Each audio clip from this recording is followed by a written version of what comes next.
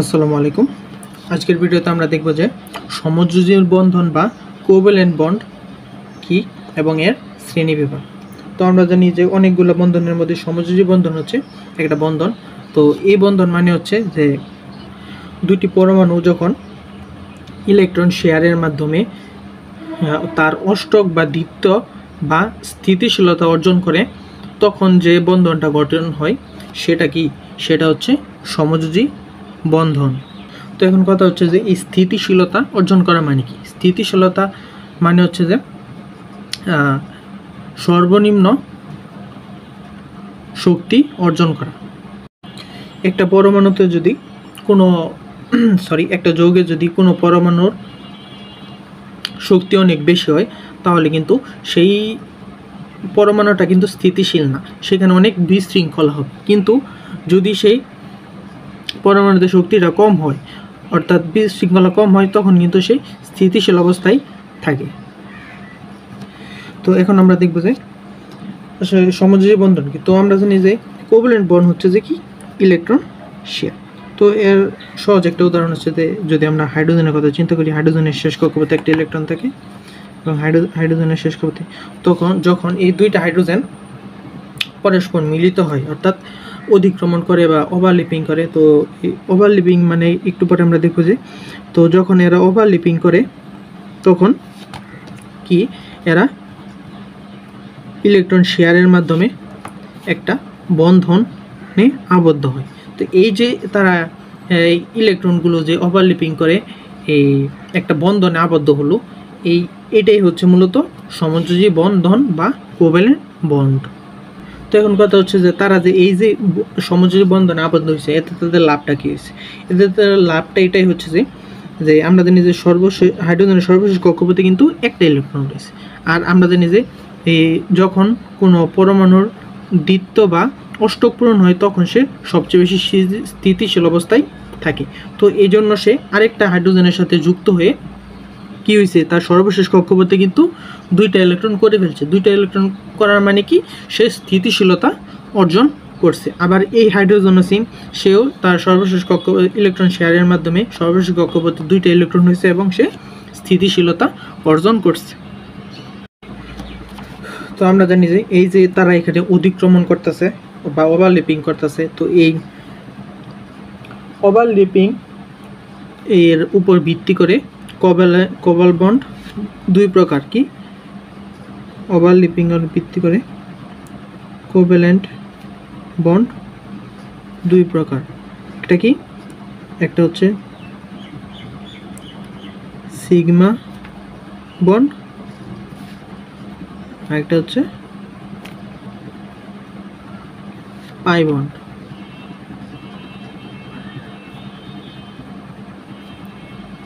একটা সিগমা এবং একটা হচ্ছে পাই বন্ড।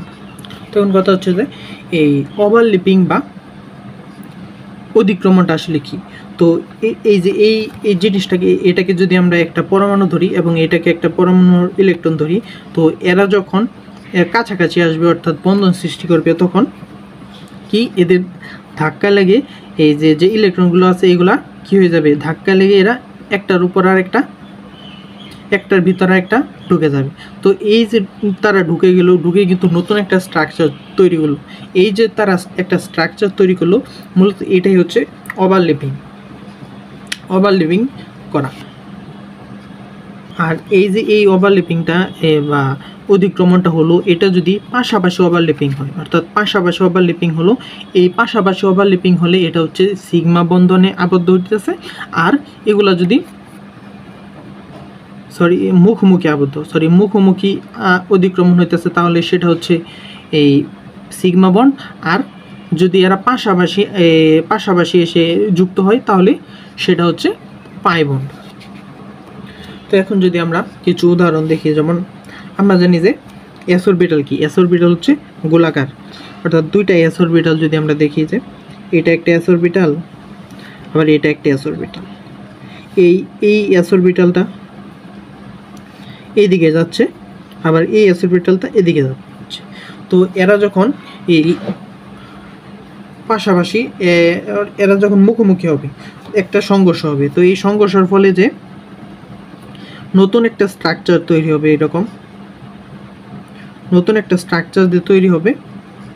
তো এই স্ট্রাকচারের মধ্যে যে বন্ধনটা হইতেছে এটা হচ্ছে কি, এটা হচ্ছে সিগমা বন্ধন। আবার যদি আমরা পি অরবিটালের কথা চিন্তা করি, আমরা জানি যে পি অরবিটাল হচ্ছে ডাম্বেল আকৃতি। তো এই ডাম্বেল আকৃতি যদি আমরা কথা চিন্তা করি যে এরা হচ্ছে কি এক্স অক্ষ বরাবর একটা ডাম্বেল তৈরি করলো, এক্স অক্ষ বরাবর একটা পি অরবিটাল, আর এটা কি, এটাও এক্স অক্ষ বরাবর একটা পি অরবিটাল, আর এটা এদিকে যাইতেছে, এটা এদিকে আসতেছে। তো এই যে দুইটা পি অরবিটাল মুখোমুখি একসাথে মুখোমুখি হয়ে যে সংঘর্ষটা হবে, এই সংঘর্ষের পরে যে নতুন স্ট্রাকচার তৈরি হবে, অর্থাৎ এরকম যে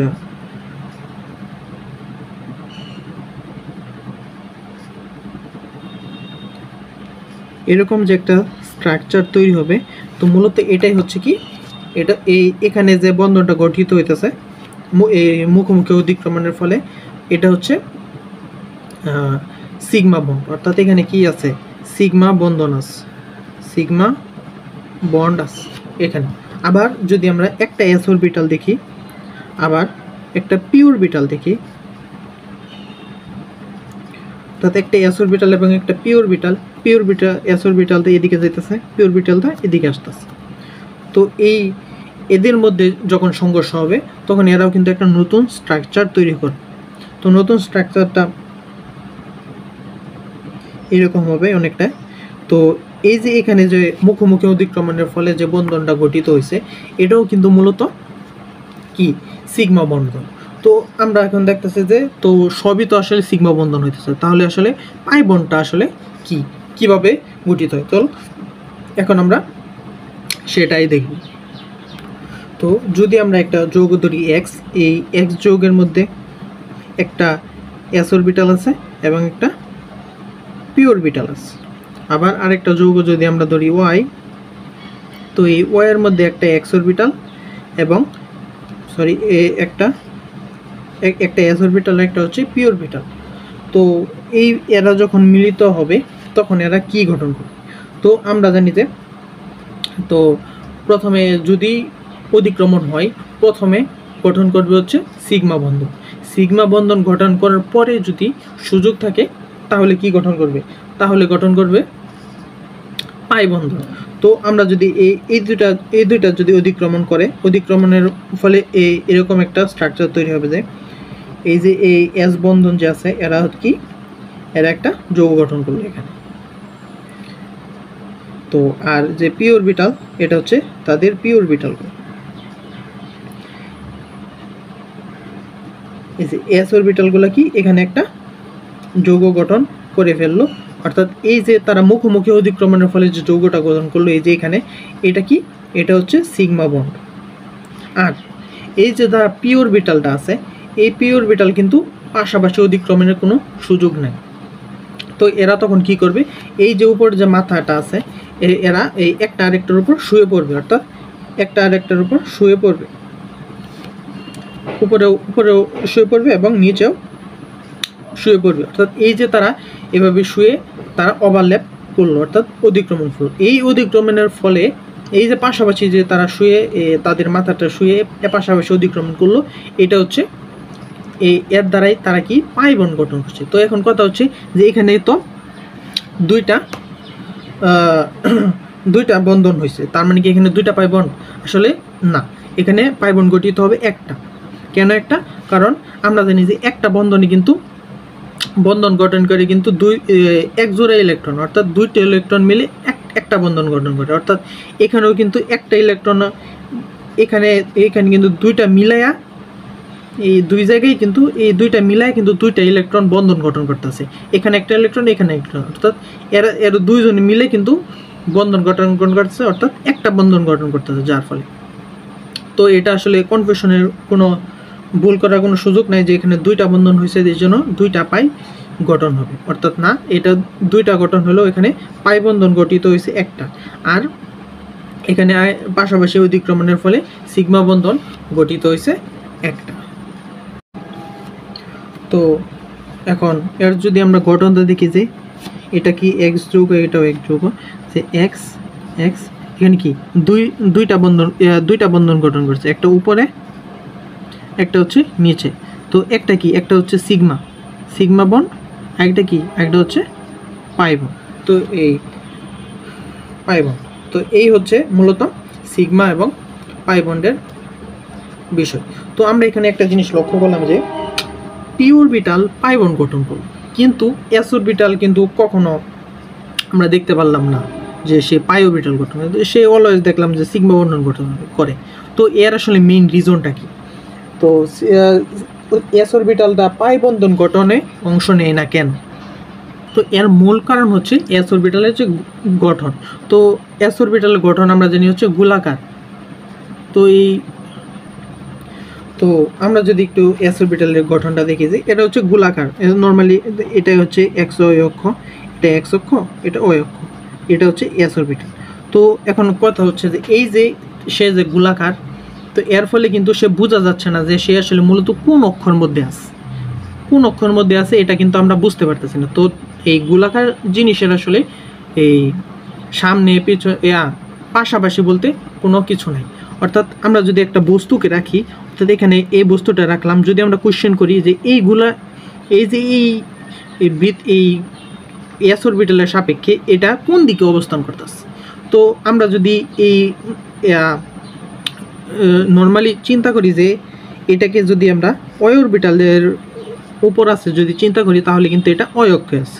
আর যদি এই বস্তুটাকে আমরা এখানে রেখে দিই, তাহলে এটাকে যদি আমরা এক্স অক্ষের সাপেক্ষে চিন্তা করি, তাহলে কিন্তু এটা এক্স অক্ষের উল্টা দিকে আছে। অর্থাৎ আমরা যদি এই বস্তুটাকে কোনো অক্ষের সাপেক্ষে আমরা চিন্তা করি, তাহলে কিন্তু এটা আমরা বের করতে পারতেছি। কিন্তু নর্মালি কিন্তু আমরা বুঝতে পারবো না যে এটা আসলে কোন